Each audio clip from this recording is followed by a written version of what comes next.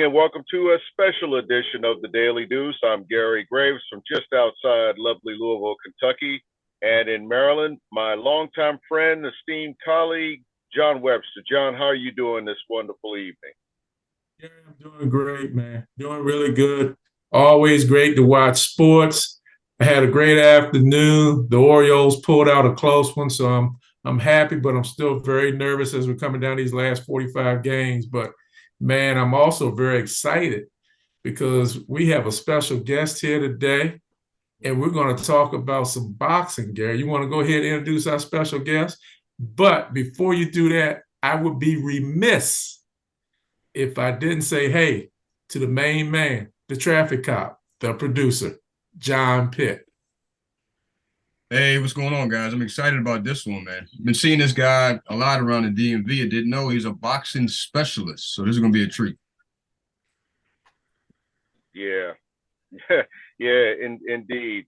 Well, he's familiar to some, but I'm going to introduce him to others. Boxing expert extraordinaire. He's been on this show before, no stranger to the Deuce, and he's back here to talk about boxing again. Mr. James Bell, and he can. We're going to talk about a little bit everything about boxing. But James, welcome back. How you doing? Doing all right. Good to join y'all. Hey, man, it's great to have you, James. Hey, let's do like a little background for those that don't know you. What got you interested in boxing? What excites you about reporting on the boxing world? And when did you get started in boxing? Well, coming from watching the sport of boxing in the late 80s, early 90s, so I've been following the sport for, as it's been going on, 35 years. But then, I would say as of maybe around 2014 or, 2015 or so, started attending fights to where I was able to cover the sport, from a photography perspective. But, also had joined a podcast to, talk about the sport of boxing. And then in May 2015, I just started my own podcast just talking about boxing. And so I have had a podcast, be usually every week since 2015. So I've been doing that. And then also, now branching off to, doing interviews that are on YouTube and also, covering fights from, a photographer perspective. So a lot of times, I would post things in reference to the fight, but also provide photos or photo highlights of the fights that, I end up attending. You mentioned your podcast, The Boxing Source. What can people expect when they tune in to watch The Boxing Source? What you got going on with that? Well, usually that is a kind of like a highlight show or basically a summary of the fights or major fights that took place on the, previous day or Saturday. So, I would cover, what had been going on, basically details of the results of the fight, what, we've seen out of each fighter, whether they won or whether they lost, and also what could be next for each of the fighters in the main events of those bouts that did take place. So we pretty much cover that each and every week. On occasion, we would have, some interviews that will be part of the show, or, have guests that are part of the show that also give their take on what happened in the fights that happened on Saturday. Man, that's great, man. You've been doing this since 2015? That's right, 2015. What's some of the more unique things that have happened on your show? What things stick out in your mind? I would say, for one, having, of course, legend, Hall of Famer, former undisputed world champion there, Riddick Bowe, being on the show, at one point. He, kind of talked about, what he was doing over the course of his career. And of course, the little back and forth that happened with him and Lennox Lewis. This is, before they ended up, patching things up and, saying, let bygones be bygones and whatnot. But, having him on the show, multiple either current or past fighters will be on the podcast, such as Gary Russell Jr., that's been on there, among other fighters, So, definitely those kind of like stand out to me. Also had, former undisputed champion at welterweight, when it was 3 belts, Zab Judah. That was like one of my first guests on the podcast with Zab Judah. So, we've had a number of, fighters be, part of the podcast, but, it's also been branching out to having interviews that are on the YouTube channel. So do have a number of interviews with a lot of fighters, promoters, and people that are within the sport of boxing. James, the thing I'm curious about with boxing right now, and I think we talked about this the other time about the appeal of boxing versus MMA and UFC, and I still feel like boxing, has an audience. It seems to be more of a niche audience, and do you see, like, with some of your recent marquee fights, a chance for boxing to really build off of that and become kind of the must-see event like it used to be, where we had parties around closed circuit or pay-per-view fights? Now, what's been happening over the past year with a number of marquee fights that have taken place that has, kind of like garnered the interest of a number of people to kind of gravitate towards the sport of boxing. But, with it being this current era, you have those big fights, still on the closed circuit or the pay-per-view in comparison to what it was in the, 80s and, early 90s, where you only had a few fights maybe on pay-per-view, but a number of those fights were on either like premium cable or on network television. Now, you still have the same thing here with some fights that'll be on premium cable, or sometimes on rare occasions they'll be on network television. But the biggest, highest profile fights are still reserved for pay-per-view. And I think when you have, all of these big fights that are taking place, that you have to order pay-per-view almost like once every other month, that kind of gets to a point where some fans will be a little bit turned off, or they'll say, hey, I'll make a choice to buy this because I want to see this fight, but even though another fight could be appealing, I just don't want to shell out this much money because there might be another fight down the line that I'll say I want to invest my money in. Yeah. What can we look forward to the rest of the year in terms of major fights to keep an eye on? Well, this weekend in the heavyweight division, you do have Anthony Joshua that's going up against Robert Helenius there. What is going to be Dylan White, but Dylan White had a little bit of a situation. He's not going to be able to be part of this card, so it will be Robert Helenius as the opponent for Anthony Joshua, former unified heavyweight champion. We also have coming up in the Washington, D.C. area, Gary Antoine Russell will be part of a fight card that will be shown on Showtime. He'll be facing Kent Cruz. And then also you'll have Emmanuel Rodriguez versus Melvin Lopez for the vacant IBF bantamweight title. So for folks that do have Showtime, you'll be able to catch that fight card that will be starting at 9 p.m. And then later on down the line that a lot of fight fans are looking forward to, that's on September 30th. Saul Canelo Alvarez versus Jermell Charlo for the undisputed super middleweight championships. You have undisputed at super middleweight versus undisputed at super welterweight. So that's going to be another super fight that fight fans are going to be looking forward to. Is there anyone in boxing being what it is in terms of personalities and really larger than life personalities, of course, living here in Louisville, the hometown of Muhammad Ali, that pretty much speaks for itself. But in today's game, is there someone that you feel like has potential to be that must-see guy? Kind of like Money Mayweather, who I think is probably the last guy, the most recent guy that people really wanted to see. Well, yes. So with Money Mayweather, he was like the last boxing superstar.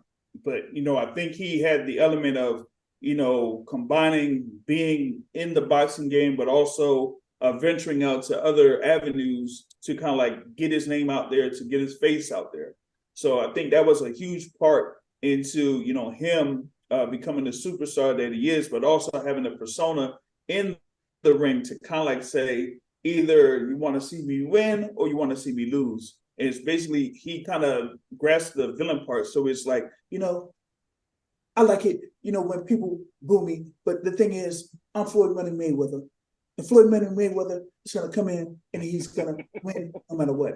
But see, that's how he did it. But now these days it's more of like, as we're in the quote unquote social media age, that you have to be as visible as possible on the social media outlets in some cases, and also within the popular things on, I guess, YouTube or podcasts or anything like that. So, recently we had the thing there with Gervonta Tank Davis and Ryan Garcia, where, a lot of people know them, whether it's inside the ring or outside the ring. Particularly with Ryan Garcia was outside the ring. And then Gervonta Tank Davis, combined that with, what he was already doing in the ring, and then bringing in the other aspect of it. So that's what made that be a super fight that, brought about 1.2 million pay-per-view buys. So with Tank Davis being out there right now, he's looking like he could be a superstar. But now, with what recently happened, looks like Terrence Crawford is on his way to becoming that next superstar, depending on what he does here after this point. Hey, James, let me ask you a couple questions here. Back up on Canelo and Charlo. Are all those belts up, or is just Canelo's belt up for grabs that night?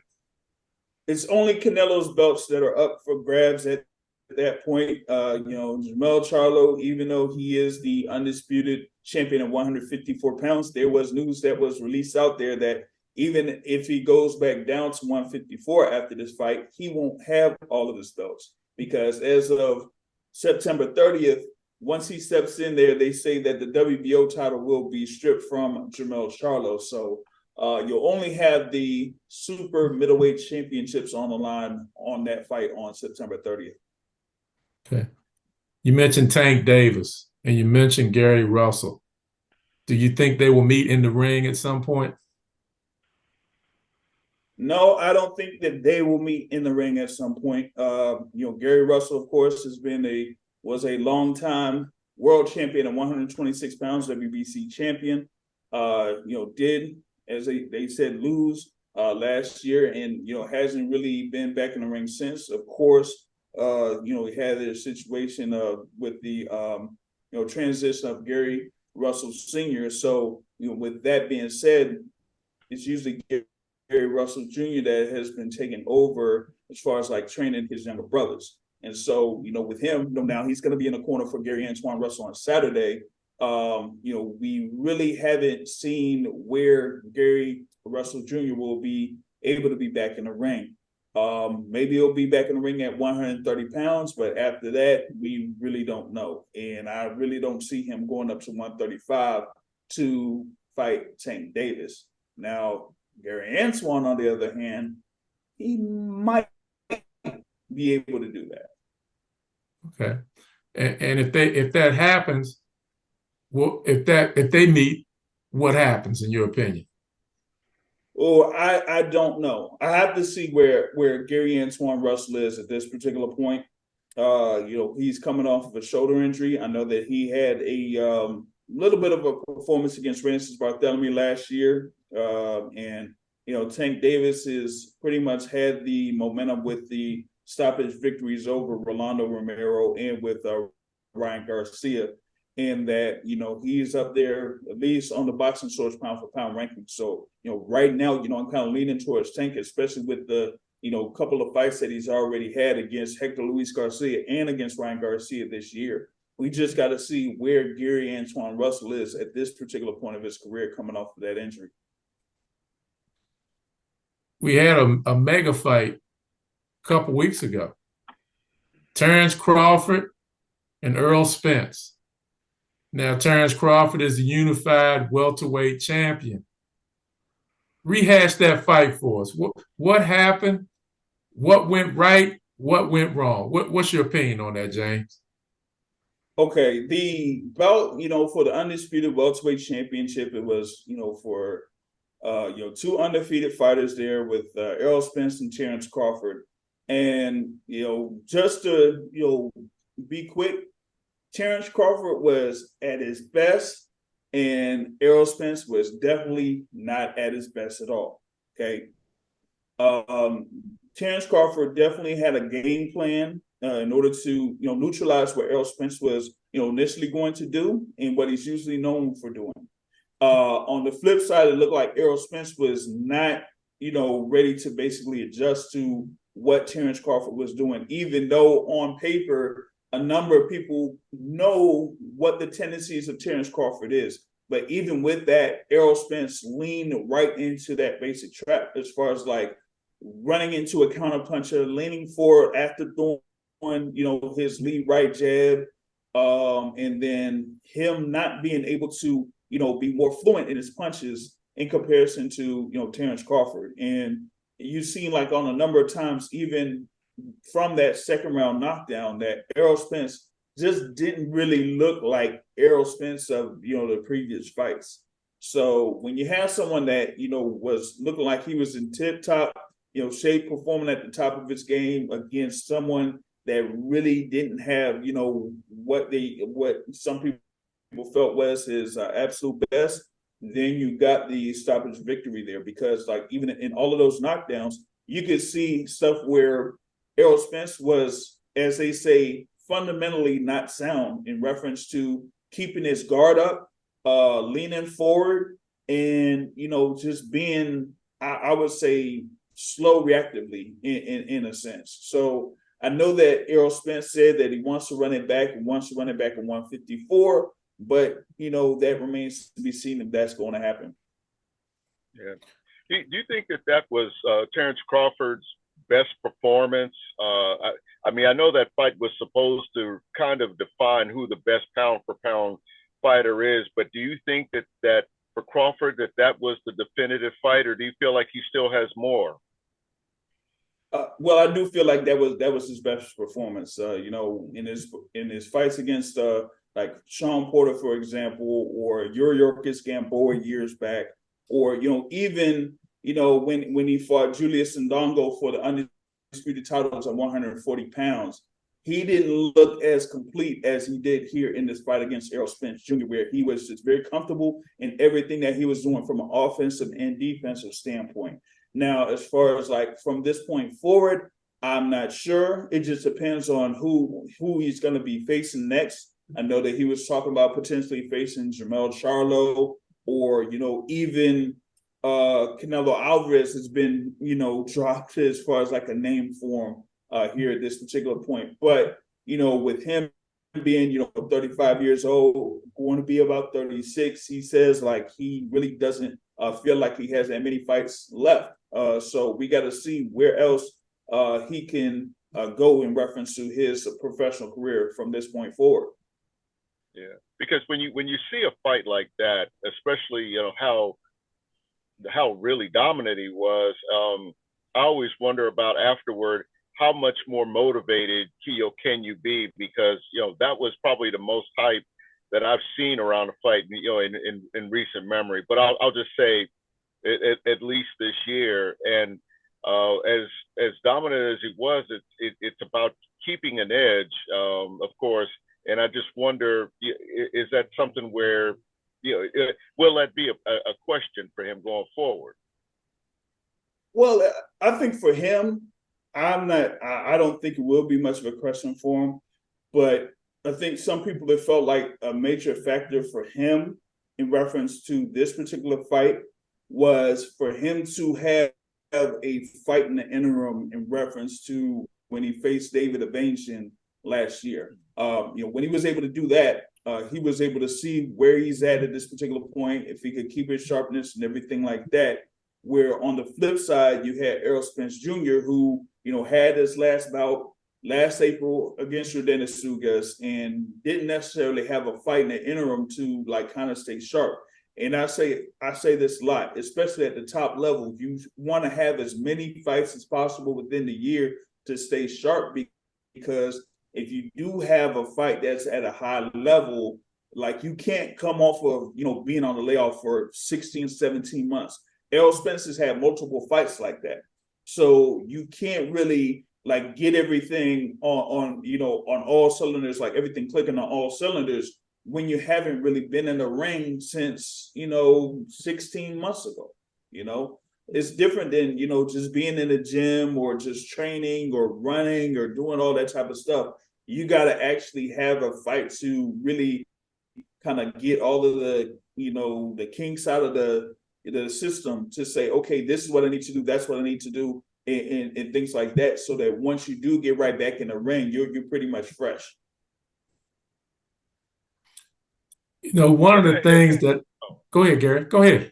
Well, one last thing, I guess, moving down a level to the amateurs Olympics, what can we look forward to next year? Is there any particular class or any particular boxer that we should keep an eye on for Paris? Well, I have to check out who they have as far as like standouts there from the amateur ranks that'll compete there in the Olympics. I mean, some people have said like the major story with the Olympics is that they're kind of unsure about if they're still going to have a boxing program. So it was like having that type of news there was shocking in itself. So with that being said, that is kind of like a major part of the amateur ranks, is to have these fighters being able to compete to go to the Olympics. So I'll have to see what happens here as far as like the next couple months or so, to see who will be able to qualify for the U.S. Olympic team and how they'll be able to compete in 2024. James, one of the things that I enjoy looking at on your website is your pound for pound rankings. I really enjoy that. And I see you take a lot of time to think about it and come up with your rankings. I see you have a new pound for pound number one. You have Mr. Crawford up there now, right? That is correct. Okay. Now let me ask you this. Tank Davis was 7. He moved up to 6. I see that. And I'm just asking. I'm not criticizing. Just asking. Errol Spence stayed at 5, if I'm not mistaken, even after the loss to Crawford. Why did you do that? Well, I had dropped him from number 2 to number 5 okay. Because you have even though it's like with the one loss, you still can't negate what he was able to do up to that particular point. He was able to win every one of those other championships, the IBF, the WBC, and the WBA championships, and be able to do that in multiple facets, particularly even while he was in a kind of like a state where, of course, he had the car accident. Of course, he had the eye injury that took him out of the fight against Manny Pacquiao. But you still had the overall abilities that were still there up to that particular point. And for me, it's like I just can't drop out one fighter completely out of the rankings unless if he fought someone that was not pound for pound top 10 going in there. So the only other thing was I removed Stephen Fulton because he was like at number 6, but he got overwhelmed there by Naoya Inoue, so I had taken him out of the rankings. Now let's play a hypothetical now with your rankings. You and I have talked about this before. There's no Canelo there. If Canelo beats Charlo, does he make your pound for pound rankings, James Bell? Yes, he would make the pound for pound rankings. He would make the pound for pound rankings. My thing with Canelo, a number of people, a lot of people put Canelo in the pound for pound rankings, but for me, it's more of like recency is a huge factor.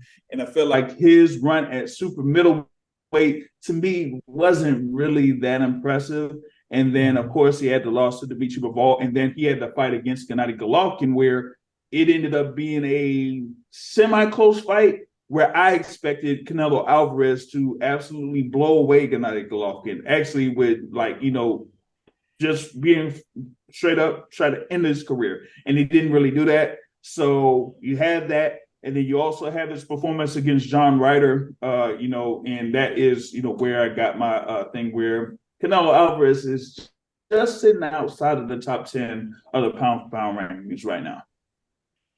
If people want to follow you or get in touch with you on the Boxing Source, how would they go about doing that? All right, through Facebook, you look up the Boxing Source. You have the page there for the Boxing Source. On Instagram, just the Boxing Source, all one word. On Twitter, at Boxing Source 2. And then, of course, you have the YouTube page. Just look up the Boxing Source and everything's there. Great. Can we look forward to seeing you, on any other programs, any other podcasts, talking to the sweet science? Well, sometimes, real quick with the Rise podcast, that's usually the folks there at Upton Gym. You have Coach Senior Cobbs. You also have Coach Squeeze, but that's also with Coach Kenny Ellis and Coach, the coaches there, man. And they usually talk about the thing there with Gervonta Tank Davis there. And also his head trainer Calvin Ford. So you'll see me on there a few times, and they and Coach Kenny Ellis keeps saying that I look like Riddick Bowe. But on the YouTube page, you can look there on my YouTube page. You'll see me and Riddick Bowe, and I prove to the people that I don't look like Riddick Bowe. Hey, you know what? You just gave everybody something to think about, James.